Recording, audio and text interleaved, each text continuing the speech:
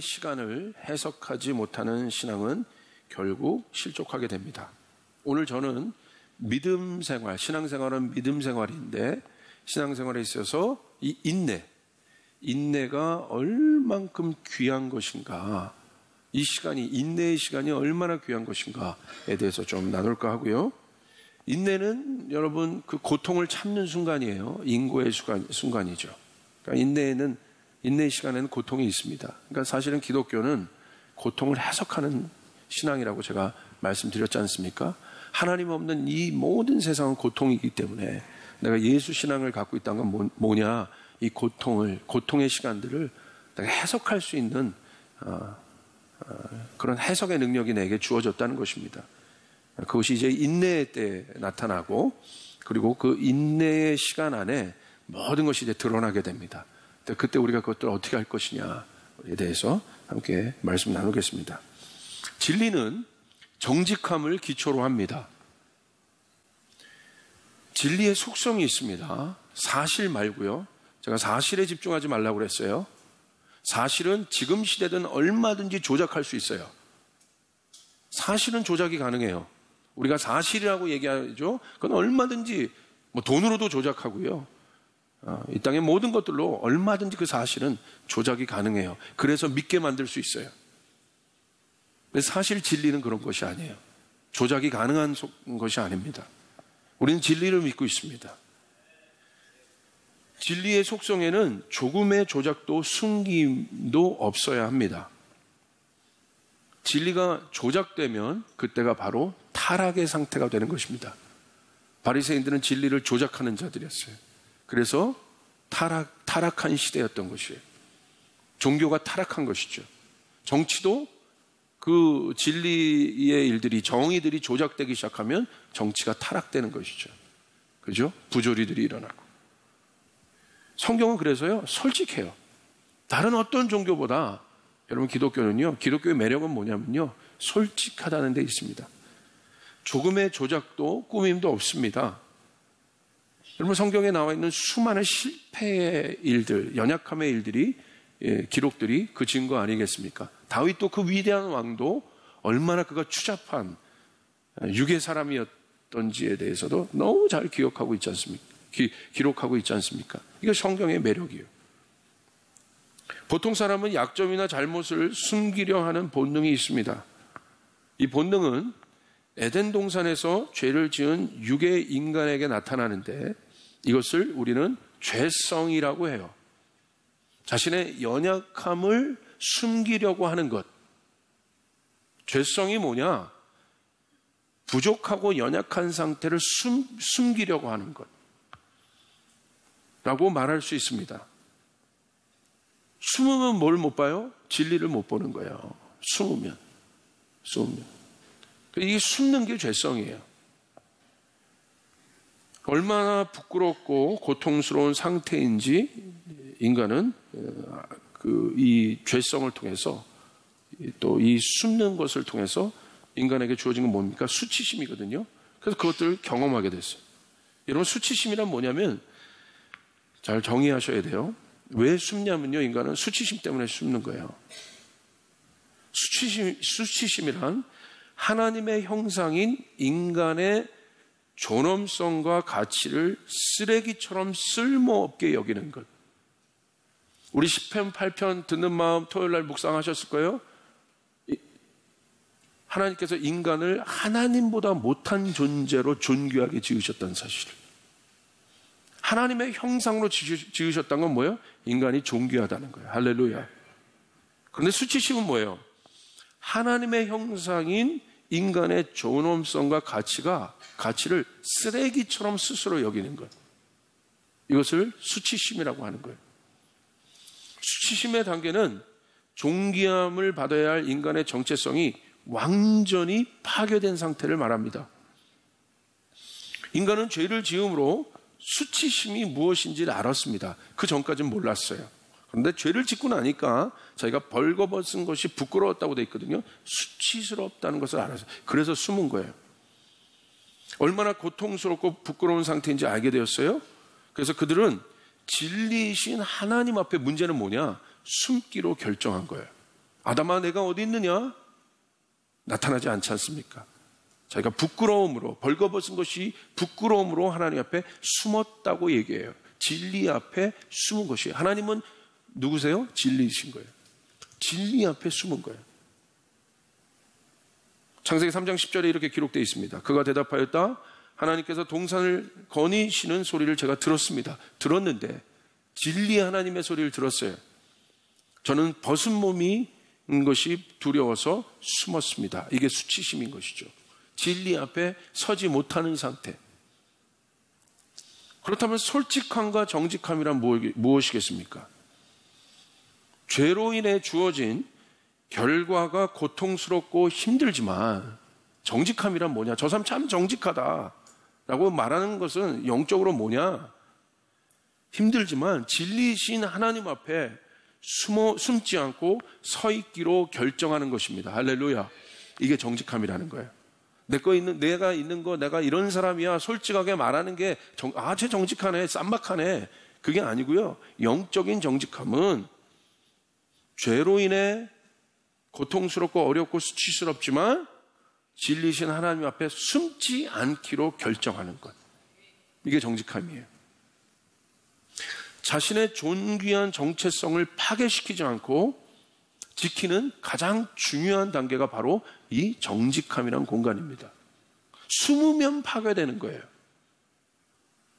연약하지만 부끄럽지만 그 상태로 있으면 괜찮은데 숨기 시작하면 하나님의 영상이 파괴되고 그때부터 고통이 시작되는 거예요. 그러니까 고통이, 내가 인간이 죄를 지었어요. 인내란 뭐냐면, 그래서 고통스럽잖아요. 벌거벗은 자기 몸을 보는 자신의 단계가 수치스럽잖아요.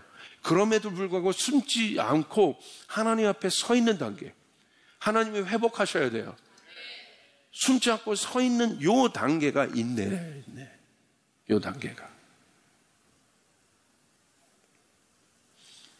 솔직하고 정직하기로 결정하는 것이 인간의 죄성으로 볼 때 쉽지는 않습니다.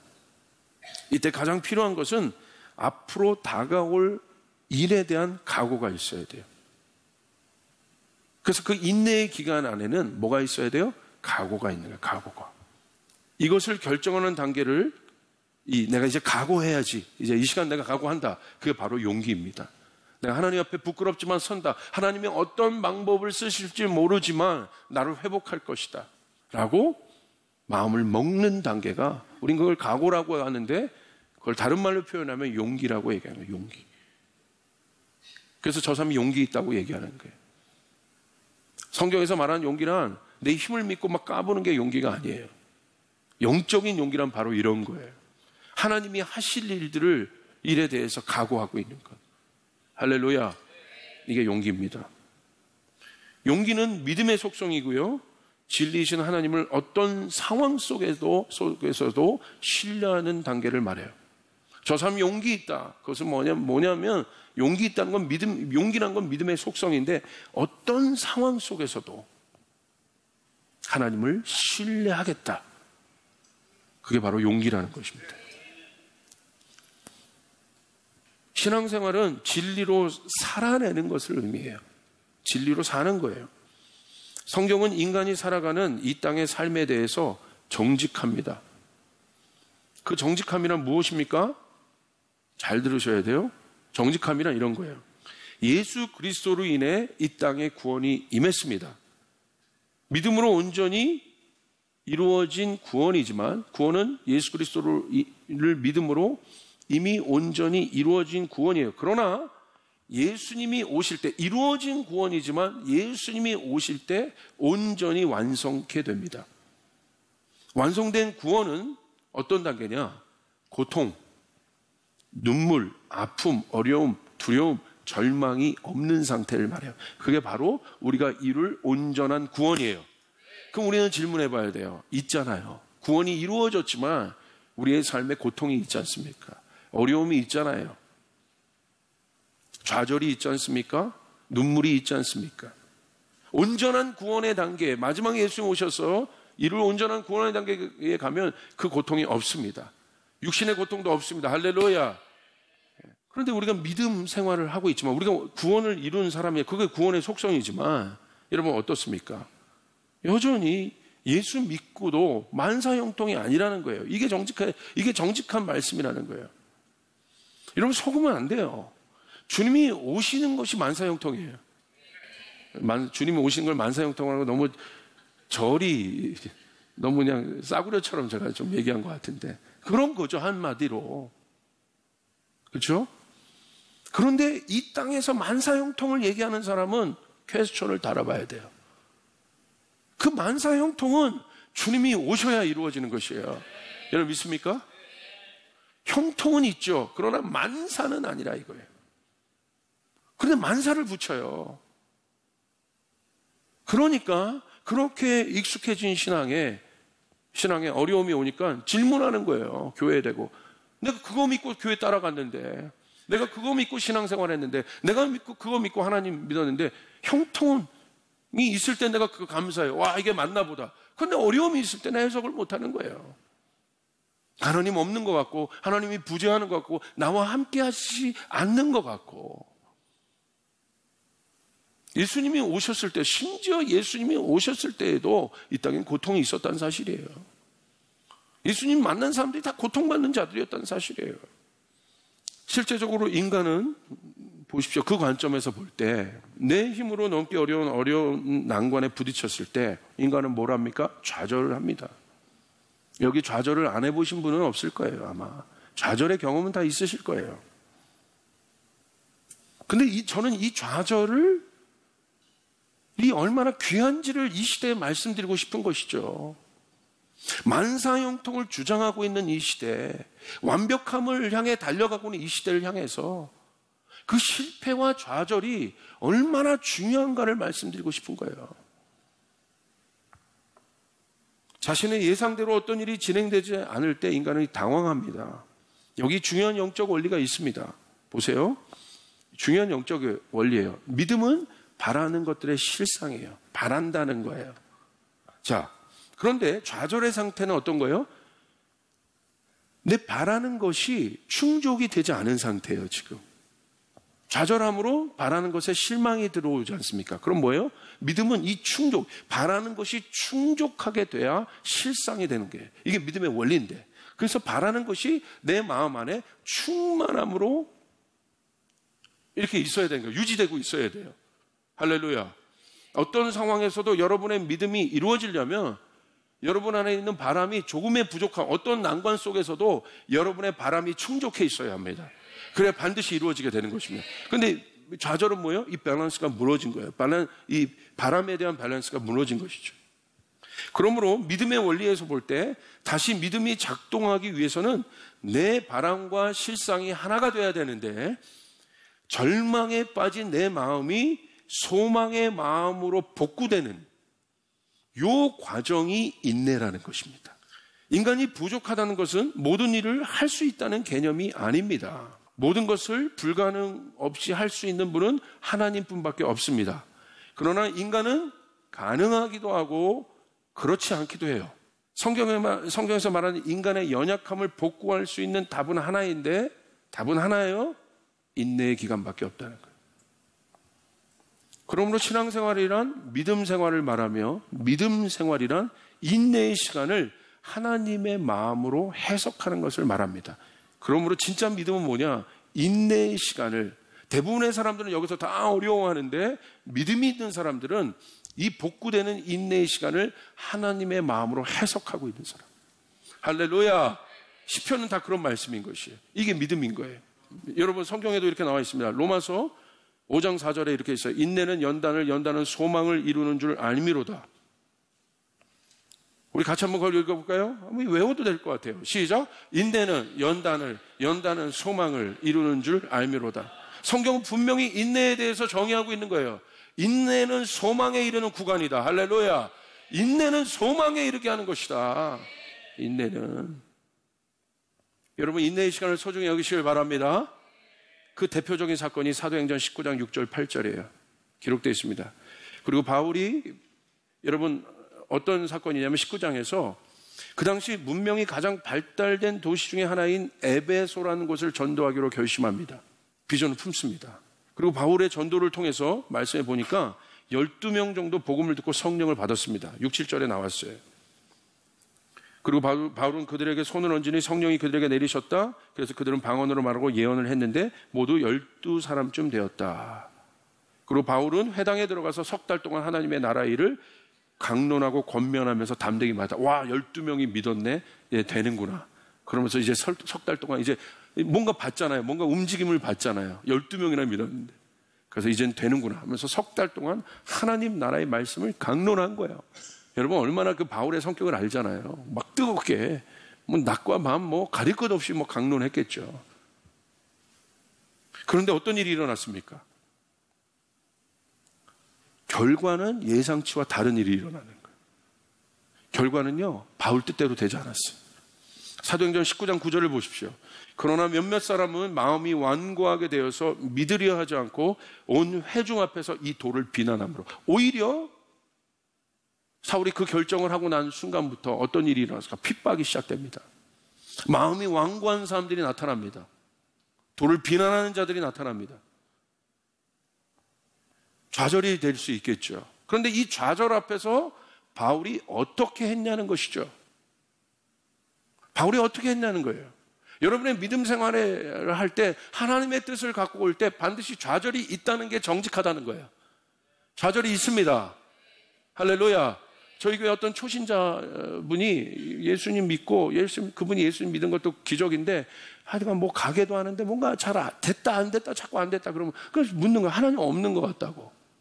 제가 그랬어요. 그러니까 새벽 기도에 나오시라고. 특세 열심히 나오고 있어요. 막 믿음이 들어가는 것 같아요. 할렐루야. 좌절이 온다는 거예요. 그러니까 초신자가 질문하는 거야, 그거. 왜 예수 믿으라는데 이게 안 되냐 이거지. 여러분은 어떻게 대답하시겠어요? 우리는 이 일에 대해서 우리의 인생에도 그런 순간이 올 수 있는데, 조이풀도 그런 순간이 올 수 있는데, 지금 막 열심히 나가는데 그런 순간이 왔고 그런 순간이 또 올 수도 있는데, 그리고 여러분의 인생에도 그 좌절의 순간이 올 겁니다. 올 수 있는데 그때를 어떻게 이길 수 있냐는 거예요. 오늘 이 바울은 그 좌절의 시간을 지금 맞닥뜨린 겁니다. 그런데 바울은 어떻게 했습니까? 이 현실 속에서 바울은 어떻게 했습니까? 말씀해 보니까 이렇게 기록되어 있어요. 사도행전 19장 9절 10절 우리 같이 한번 읽습니다. 시작. 바울은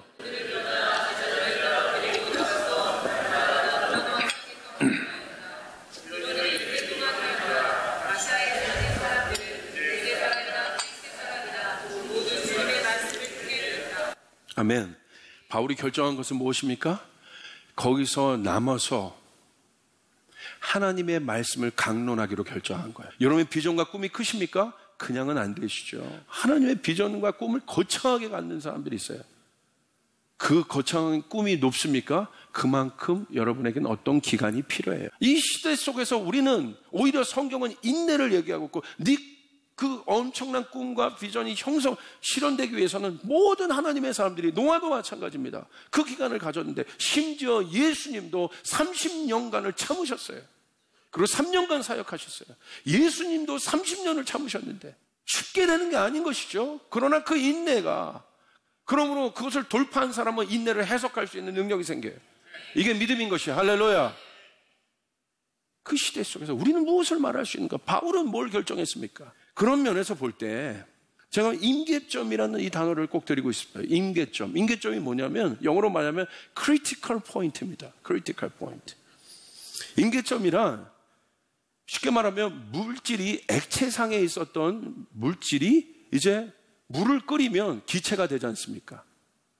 이 증기가 되면서 액체상의 물질이 이거 증기가 되지만 성질은 바뀌죠. 기체가 되지만 성질은 똑같은 상태라 이거예요. 똑같이 물인 거죠, 이것도. 그 균형점, 이것이 바뀌어지는 균형점, 이 성질이 액체가 기체가 되는 그 균형점이 임계점이라는 거예요. 영어로 critical point라고 합니다. 여러분 잘 생각해 보셔야 돼요. 물은 어디에서 끓습니까? 100도에서 끓어요. 99도가 10년 지속돼도 안 끓어요. 100도가 되는 순간 끓는 거예요. 그 100도가 되는 순간이 임계점인 거예요. 바뀌어지는 순간. 믿음의 관점에서 볼 때 인내의 시간은 모든 에너지가 변화의 임계점에 오르는 시간과 같습니다. 할렐루야. 이게 바로 인내라는 거예요. 적극적으로 해석해야 돼요. 그냥 세월을 허송하고 두렵고 불안함으로 있는 시간이 아니라 성경에서 말하는 임계점이란, 영적으로 바라봤을 때 임계점이란, 바울이 오늘 선포했던 에베소 가운데 있었던 그 두란노의 인연은 임계점을 향해 달려가는 것이에요. 그냥 있는 것이 아니라 에너지가 축적되고 있는 상태인 겁니다. 여러분 믿으시길 바랍니다. 허비되는 시간이 아닙니다. 바울은 두란노에서 2년간 인내하며 에베소의 변화를 위한 믿음의 임계점을 만들었습니다. 어떤 일이 일어납니까? 오히려 엄청난 일이 일어나요.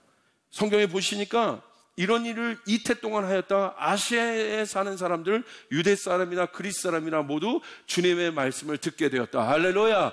모든 사람이 주님의 말씀을 듣게 되었다는 거예요. 2년 동안 그가 물을 끓이고 있었던 것이죠. 임계점에 된 순간 모든 아시아에 있는, 그곳에 있는 모든 아시아의 사람들이 주님의 말씀을 듣게 되었다는 것입니다. 그리고 더 나아가서 사도행전 19장에 보니까 어떤 일이 일어나는 줄 아세요? 이건 전승에, 기록은 된 말씀이지만 그 다음 말씀들은 나중에 이제 전승에 기록된 말씀들이지만 에베소 안에 여러분 큰 소동이 일어납니다. 이건 사도행전 19장에 기록된 말씀이에요. 나중에 지진이 일어나고 그런 거는 다 전승이죠. 이 에베소 19장에 있었던 큰 여러분 그 소동은 뭡니까? 그 당시 그 에베소를 붙잡고 있었던 중요한 경제 시스템이 뭐냐면 우상숭배 경제 시스템이에요. 그들이 그 우상숭배를 하고 있었던 그 사람들이 모든 자기 우상들을 갖고 와서 불태우는 일들이 일어납니다. 그 에베소 안에. 오늘날로 하면 그게 수십억에 해당되는 그 물건들을 다 갖고 와서 불태웁니다. 그것이 에베소 안에 일어납니다. 그래서 에베소 도시 안에 뭐가 일어났습니까? 소동이 일어납니다. 그래서 그 뒤에서 그 경제력을 붙잡고 있었던 그 우상을 팔아서 살아가고 있던 사람들이, 비즈니스맨들이 일어나서 바울을 죽이기로 결정하는 사건이 에베소 사도행전 19장 안에 일어나요. 근데 언제 일어나요? 임계점에 도달했을 때 부흥은 일어나게 되는 것이에요. 그리고 나서 에베소 가운데 부흥이 임하게 되는 거예요. 이런 믿으시면 아멘 합시다. 아멘 합시다. 이게 바로 임계점이에요. 바람이 현실이 되는 순간이에요. 믿음은 결과가 아니라 과정을 살아내는 것을 의미합니다. 그래서 믿음에는 이야기가 있고 감동이 있어. 믿음은 주야 이것이 믿습니다라는 어떤 여러분 무당의 어떤 주문처럼 믿습니다라고 해서 뭐가 되겠다라는 게 믿음이 아니라는 거예요. 믿음은 삶인 거예요. 믿음은 과정인 거예요. 다시요, 믿음은 삶인 것입니다. 아멘. 그러므로 믿음의 이야기는 뭐가 있어요? 이야기가 있어요. 삶이기 때문에 스토리가 있습니다. 인내는 이야기가 만들어진 시간이에요. 여러분 다윗 보세요. 다윗의 믿음의 삶을 보십시오. 이야기이지 않습니까? 모세 보십시오. 노아 보십시오. 저희 가정도 이야기예요. 할 이야기가 너무 많아요. 그러나 믿음으로 살자면 이야기거리가 없지요. 여러분 그러므로 이 인내의 시간은 기쁨의 시간입니다. 이제 그 인내의 시간을 기쁨으로 해석하길 바랍니다. 제가 이런 표현을 하기엔 좀 저렴하지만 할 수 없어요. 라면 물 끓는 시간. 저는 그 시간이 제일 기뻐요. 라면을 먹는다. 그냥 보글보글 끓기 전에 라면물의 임계점에 이르러서 내가 라면을 투입할 그 순간 보글보글. 여러분 찬물에 라면을 넣을 수 없잖아요. 임계점에 이르길 순간. 거기에 내가 라면을 넣을 때 라면이 퍼지면서 스프를 투하할 때 그것이 스프가 터지면서 거품이 샥 올라왔다. 거기다가 계란을 한번 쫙 풀어주면서 거기서 오는 기쁨. 거창하게 표현하지 말고. 여러분 지금 인내의 시간을 갖고 있습니까? 여러분 반드시 소망에 이르게 할 것입니다. 임계점에 이르게 할 것입니다. 크리티컬 포인트에 이르게 할 것입니다. 최고의 임계점은 누구십니까? 예수 그리스도십니다. 타락 이후 저항에 부딪혔던 인간을 위해 하나님은 인내의 시간을 구간으로 두십니다. 그리고 구약에 보면 이스라엘 백성, 이 선지자를 통해서 말씀을 통해서 그 예수가 올 것이다. 임계점이 올 것이다. 할렐루야. 임계점이 올 것이다. 그것이 초림이에요. 임계점이 올 것이다 라고 예언하고 있습니다. 그러므로 구약의 역사는 어떤 역사예요? 인내의 역사인 거예요. 이스라엘의 역사는 어떤 역사예요? 인내의 역사인 거예요. 뭘? 오실 메시아를 기다리는, 그 임계점이 되신 그분을 기다리는. 아멘. 어떤 것에 여러분의 시간과 재정을 투자하고 있습니까? 그 개념 정리가 안 돼요. 그 개념을 만들어야 되나요? 성경은 다 개념에 대한 것이에요. 이 땅을 살 수 있는 개념에 대한 것이에요. 여러분에게 그 일들이 이루어지길 바랍니다. 그러므로 이제 우리는 소망 가운데 인내의 시간을 통과해야 될 것이에요. 제가 좋은 예화를 들었는데 너무 재밌어요. 개구리 왕자 아시죠? 여러분, 왕자가 저주를 받습니다. 그래서 개구리가 됩니다. 개구리가 돼요. 근데 이 개구리가 원래는 왕자 신분이에요. 개구리의 저주에서 풀어내려면 누가 뽀뽀를 해야 돼요? 옆집 아줌마가 아니잖아요. 누가 뽀뽀해야 돼요? 공주가 뽀뽀를 해야 돼. 자, 그러면 수많은 개구리들 중에 그 왕자를 어떻게 찾을 거야? 개구리가 왕자가 되는 것은 공주의 뽀뽀가 필요해. 공주는 그 왕자를 만나야 돼. 어떻게 찾을 거냐는 거예요. 여러분, 아우라고 했지만 나올 때까지 키스해야 되는 거예요. 그러면 쫓아서 언젠간 진짜가 걸린다. 믿으시면 아멘 합시다. 여러분 믿으십니까? 이게 성경의 스토리예요. 될 때까지 키스하신 거, 인간들에게. 될 때까지 우리에게 키스하신 것. 바울이 두란노에서 될 때까지 말씀을 강론한 것. 이게 바로 믿음입니다. 여러분에게 그 일들이 일어나길 주님의 이름으로 축복합니다. 주님께 영광의 박수 올려드리겠습니다.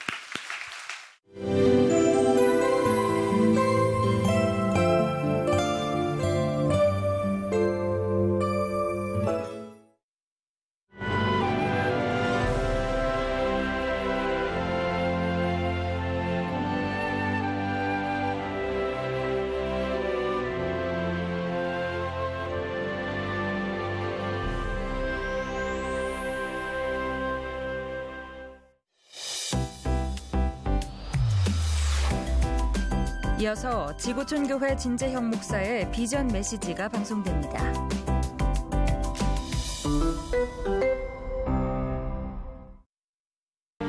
시리아 내전으로 무고한 이들의 삶이 한순간에 무너졌습니다. 이들에겐 도움이 절실합니다. 어린 샤하드는 집으로 날아든 폭격에 언니와 오빠를 잃었습니다. 이 작은 소녀가 돌아갈 곳이 없습니다. 집을 잃은 아수는 행여라도 엄마 손을 놓칠까 곁에 꼭 붙어 피난을 떠납니다. 유엔 난민기구는 샤하드, 아수와 같이 무고하게 고통받고 있는 난민을 보호하기 위해 최선을 다하고 있습니다. 월 10,000원으로 이들을 도울 수 있습니다. 1899-3553으로 지금 전화주세요. 여러분이 보내주시는 도움의 손길로 안전한 피난처를 제공하고 아프고 상처 입은 아이들을 치료할 수 있습니다. 누구도 스스로 난민이 되길 선택하지 않습니다. 이들이 안전하게 집으로 돌아갈 수 있도록 지금 도와주세요. 난민의 삶에 큰 변화를 가져올 수 있습니다. 1899-3553으로 지금 전화주세요. 샤하드, 아수와 같은 아이들을 보호할 수 있습니다. 이 아이들에게 안전한 삶을 선물할 수 있습니다. 감사합니다.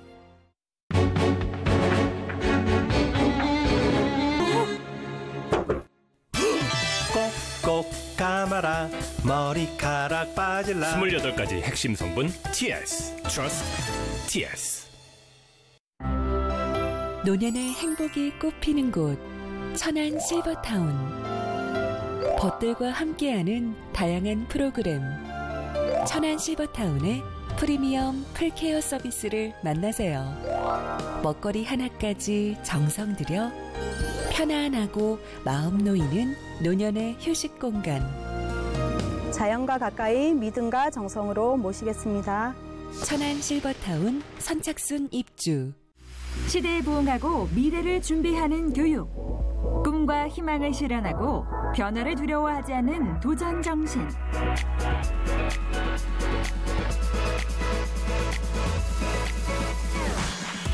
ICT 물류교통의 중심지, 국제 감각을 갖춘 인재 육성. 오랜 전통과 힘찬 젊음이 공존하는 대학. 사람을 변화시키는 100년, 세상을 변화시키는 100년. 평택대학교.